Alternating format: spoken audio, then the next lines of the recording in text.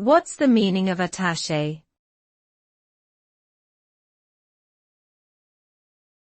Attaché.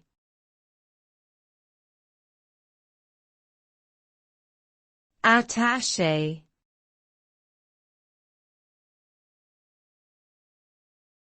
Attaché.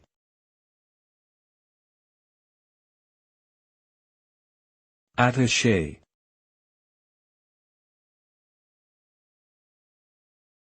The term attaché typically refers to a government official who is assigned to work in a foreign country and is responsible for handling specific tasks related to the interests of their home country. An attaché may be involved in a range of activities, including diplomatic negotiations, intelligence gathering, or trade and commerce. They are often highly trained and skilled individuals who are selected for their expertise in a particular field.